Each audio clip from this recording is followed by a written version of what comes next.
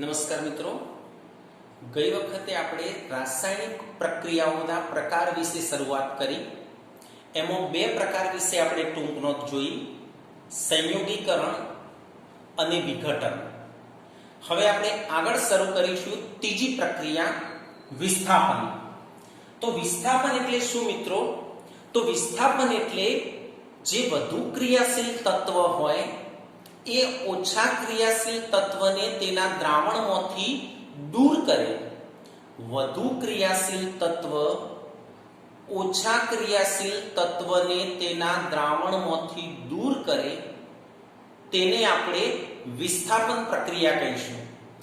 દાખલા તરીકે મિત્રો, અહીંયા આપણે લોખંડ હોય ઘન સ્વરૂપે, એની અંદર કોપર સલ્ફેટનું દ્રાવણ ઉમેરીએ, CuSO4 કોપર સલ્ફેટનું જલીય દ્રાવણ. તો આ કોપર કરતો લોખંડ વધારે સક્રિય છે. કોપર કરતો લોખંડ વધારે સક્રિય છે એટલે આ કોપર સલ્ફેટના દ્રાવણમાંથી કોપરને છૂટું પાડી દેશે. કોણ? આ લોખંડ. લોખંડ આમની સાથે ટકરાશે એટલે કોપર છૂટું પડી જશે, એટલે Cu. અને અહીંયા ચોટી જશે આ Fe, એટલે Cu ને દૂર કરીને Fe ચોટી જાય, બીજું કંઈ કરવાનું નથી. FeSO4 કોપર એટલે તાંબુ ઘન સ્વરૂપે હોય, આ એક્વિયસ સ્વરૂપે હોય, મતલબ જલીય દ્રાવણ સ્વરૂપે હોય. તો આ વધારે સક્રિય ધાતુ, આ કોપર ઓછી સક્રિય ધાતુ છે, એટલે વધારે સક્રિય ધાતુ ઓછી સક્રિય ધાતુને એના દ્રાવણમાંથી દૂર કરે. અહીંયાથી Cu ને દૂર કરી દીધો ને Fe આવી ગયો જાતે. આને વિસ્થાપન કહેવાય. એટલે વ્યાખ્યા એવી રીતે બોલવાની કે વધુ ક્રિયાશીલ તત્વ ઓછા ક્રિયાશીલ તત્વને તેના દ્રાવણમાંથી દૂર કરે તે પ્રક્રિયાને વિસ્થાપન કહે છે. દાખલા તરીકે કોપર સલ્ફેટના દ્રાવણમાં લોખંડની ખીલીઓ મૂકવામાં આવે તો લોખંડ વડે કોપરનું વિસ્થાપન થાય છે. લોખંડ વડે કોપરનું વિસ્થાપન થઈ ગયું કહેવાય. આવા અસંખ્ય ઉદાહરણો લખી શકાય મિત્રો. દાખલા તરીકે ઝીંક ધાતુ ના ટુકડા નાખ્યા હોય કોપર સલ્ફેટના દ્રાવણમાં તો સેમ પ્રક્રિયા થાય. કોપર કરતો ઝીંક વધારે સક્રિય છે એટલે ઝીંક અહીંથી કોપરને છૂટું પાડી દેશે, પ્લસ ZnSO4. યાદ રાખવાનું એકદમ સરળ છે મિત્રો. એવી જ રીતે મેગ્નેશિયમ ધાતુ આપણે લીધી હોય અને એને કોપર સલ્ફેટના દ્રાવણમાં નાખીએ સેમ ટુ સેમ, તો આ કોપરનું મેગ્નેશિયમ વડે વિસ્થાપન થાય એટલે કોપર છૂટું પડે અને આ Mg અહીંયા ચોટી જાય. ગોખવાનું નહીં મિત્રો, યાદ રાખવાનું એકદમ સરળ છે. આ CO થી દૂર કરવાનું, Fe ત્યાં ચોંટાડી દેવાનું, બસ આટલું જ કરવાનું છે. હવે એક આપણે અન્ય ઉદાહરણ લઈએ કે Pb અને કોપર સલ્ફેટના બદલે બીજું કોઈ આપણે ઉદાહરણ લઈએ, કોપર ક્લોરાઇડ CuCl2. તો અહીંથી Pb અહીંયા ચોટી જશે, કોપર છૂટું પડી જશે, સેમ પ્રક્રિયા, અને Cu છૂટું પડીને એની જગ્યાએ Pb ચોટશે એટલે Pb સ્મોલ b લખવાનું, Cl2. આ એક્વિયસ, આ સોલિડ, આ એક્વિયસ. જે ધાતુ છે એના જોડે સોલિડ લખવાનું, બાકીના તો એક્વિયસ એટલે જલીય દ્રાવણો. એટલે આટલા બધા ઉદાહરણ યાદ રાખવાની જરૂર નથી. બે ઉદાહરણ યાદ હોય તો પણ પૂરતું છે કે કોપર સલ્ફેટના દ્રાવણમાં લોખંડની ખીલીઓ મૂકીએ તો લોખંડ વડે કોપરનું વિસ્થાપન થાય. કોપર સલ્ફેટના દ્રાવણમાં ઝીંક ધાતુના ટુકડા નાખીએ તો ઝીંક વડે કોપરનું વિસ્થાપન થાય. કોપર સલ્ફેટના દ્રાવણમાં મેગ્નેશિયમની પટ્ટી મૂકીએ તો મેગ્નેશિયમ વડે કોપરનું વિસ્થાપન થાય. Pb એટલે લેડ, તો કોપર ક્લોરાઇડનું દ્રાવણ લીધું, અહીંયા આપણે દ્રાવણ બદલ્યું. કોપર ક્લોરાઇડના દ્રાવણમાં લેડ ધાતુના ટુકડા મૂકીએ તો લેડ વડે કોપરનું વિસ્થાપન થાય. બે યાદ રહે તો પૂરતું છે અને બહુ સરળ છે. દ્વિવિસ્થાપન. તો મિત્રો દ્વિવિસ્થાપન એટલે જેમાં બે પ્રક્રિયકો વચ્ચે આયનોની આપલે થતી હોય. બે પ્રક્રિયકો વચ્ચે આયનોની આપલે થાય, એક બીજાને આયન આપે અને બીજા પાસેથી આયન મેળવી, તો આને દ્વિવિસ્થાપન પ્રક્રિયા કહેવાય. આવી રીતે એક છૂટું ના પડે, અહીંથી આ અહીંયા છૂટું પડે, આનું આયન પેલા જોડે ચોટે, પેલાનું આયન આના જોડે ચોટે. એટલે જે રાસાયણિક પ્રક્રિયામાં બે પ્રક્રિયકો વચ્ચે આયનોની આપ-લે થાય એને દ્વિવિસ્થાપન પ્રક્રિયા કહેવાય. દાખલા તરીકે મિત્રો Na2SO4 એટલે સોડિયમ સલ્ફેટ અને બેરિયમ ક્લોરાઇડ ની વાત કરીએ, BaCl2. આ બે પ્રક્રિયકો વચ્ચે પ્રક્રિયા થાય તો Ba અહીંયા ચોટે, Na અહીંયા ચોટે, એટલે અહીંયાથી અહીંયા આવે અને અહીંયાથી અહીંયા જાય, એટલે આયનોની આપ-લે થઈ કહેવાય. એટલે બનશે BaSO4 અને Na આની જોડે આવશે એટલે NaCl. Na 2 છે, Cl 2 છે, એટલે અહીંયા 2 લખવાના એટલે સંતુલિત થઈ જાય.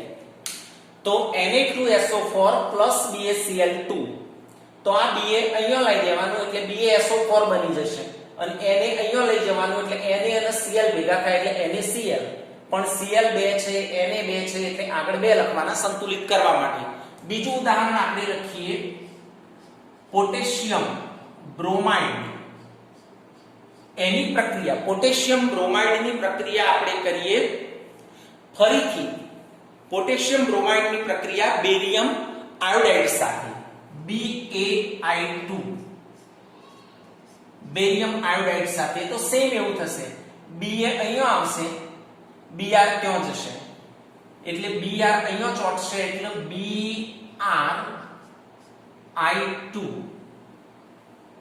સોરી Kba અને BrI2 એવું નહીં, K આની સાથે ચોટશે, Br ને Ba ભેગા થશે તો BaBr2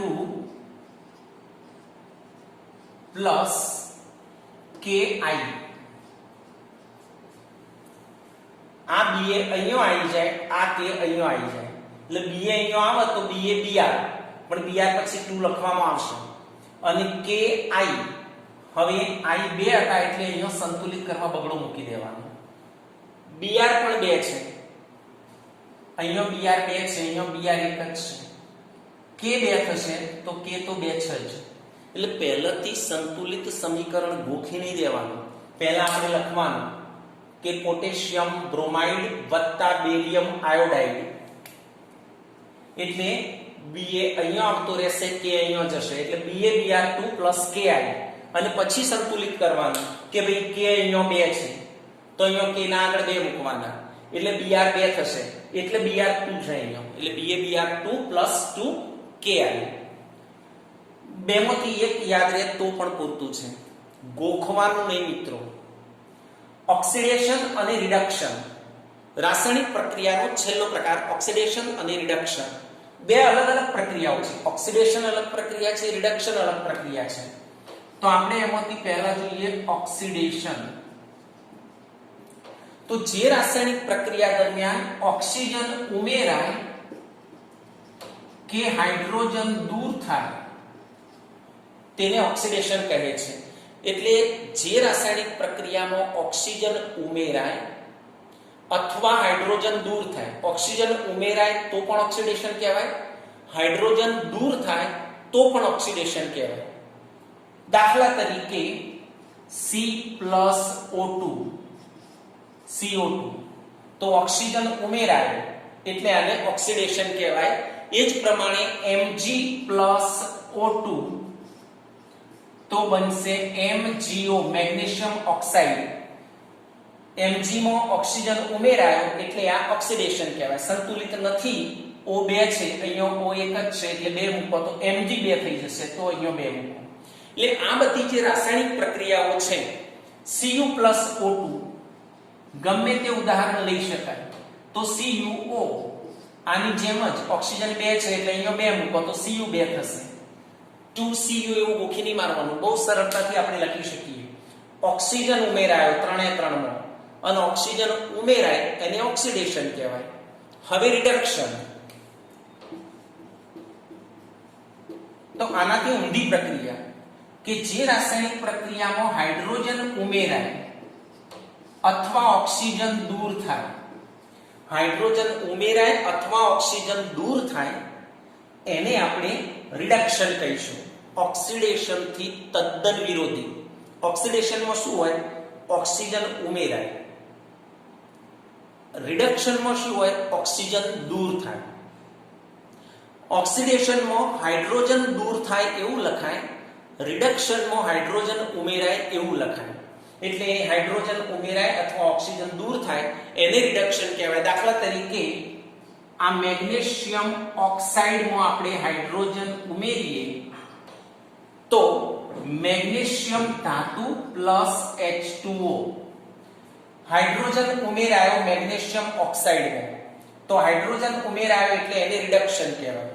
તો બનશે શું? Mg ધાતુ છૂટી પડશે, H2O ને O જોડાઈ જશે એટલે Mg પ્લસ H2O.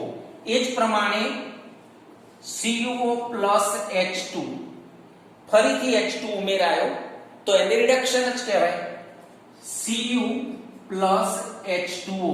આટલી સરળ પ્રક્રિયાઓ છે મિત્રો. CO2 પ્લસ H2 એક પ્રક્રિયા લઈએ તો આમાં પણ બનશે તો H2O જ, એટલે અહીંથી O1 જતો રહેશે ને એક અહીંયા રહેશે, CO પ્લસ H2O. આ C પછી O નાનો નહીં કરવાનો, આવું લખવા તો એ ખોટું છે. આવો C અને O સરખા હોવા જોઈએ. તો જુઓ મિત્રો, ઓક્સિડેશન એટલે ઓક્સિજન ઉમેરાય અથવા હાઇડ્રોજન દૂર થાય. આપણે આ બધા ઉદાહરણોમાં ઓક્સિજન ઉમેર્યો છે. ઓક્સિજન ઉમેર્યો એટલે એ બધા ઓક્સિડેશન પ્રક્રિયાઓના ઉદાહરણો છે. રિડક્શન એટલે હાઇડ્રોજન ઉમેરાય અથવા ઓક્સિજન દૂર થાય. તો આપણે આ બધામાં હાઇડ્રોજન ઉમેર્યો છે. હાઇડ્રોજન ઉમેર્યો એટલે એ બધી જ રિડક્શન પ્રક્રિયાઓ છે. અને રિડક્શન થાય એટલે ધાતુ જ છૂટી પડે. આમાં મેગ્નેશિયમ ધાતુ છૂટી પડી, આમાં કોપર ધાતુ છૂટી પડી, આમાં કાર્બન મોનોક્સાઇડ બન્યો. એટલે જે રાસાયણિક પ્રક્રિયાઓ છે આ 5 પ્રકારની આપણે ભણવાની: સંયોગીકરણ, વિઘટન, વિસ્થાપન, દ્વિવિસ્થાપન, ઓક્સિડેશન અને રિડક્શન. અહીંયા લખ્યો એટલો જ ઉદાહરણમાં એવું નહીં મિત્રો, અન્ય ઉદાહરણો પણ આપણે આપી શકીએ. આ ઉદાહરણો ચોપડીમાં હોય એ જ લખવા એવું એ જરૂરી નથી. બહુ સરળતાથી આવડી જાય. ઓક્સિજન ઉમેરાય બધા ઓક્સિડેશન કહેવાય. દાખલા તરીકે અહીંયા તમને ઈચ્છા થાય કે મારે તો આની અંદર એવું લખવું છે Zn+O2, તો ZnO સંતુલિત કરવા માટે અહીંયા 2 લખો. તો આ ઉદાહરણ પણ અહીંયા લખી શકાય. એવું નહીં કે ઉદાહરણ આટલો જ હોય. આ તો નમૂના માટે આપણે ઉદાહરણ લખ્યો છે. બાકી જેટલામાં ઓક્સિજન ઉમેરાય એ બધી ઓક્સિડેશન જ કહેવાય. જેટલામાં હાઇડ્રોજન ઉમેરાય એ બધી જ રિડક્શન જ કહેવાય. તો આજનું આપણું લેશન આ બરાબર પ્રક્રિયાઓ. તમને જેટલા ઉદાહરણો યાદ રાખવાના હોય એટલા જ ઉદાહરણો લખીને મોકલાવાના, ગોખી મારવાના નહીં. તો વિસ્થાપન, દ્વિવિસ્થાપન, ઓક્સિડેશન અને રિડક્શન આ 3 ટૂંક નોંધો લખીને મોકલાવાની અને તૈયાર કરી દેવાની.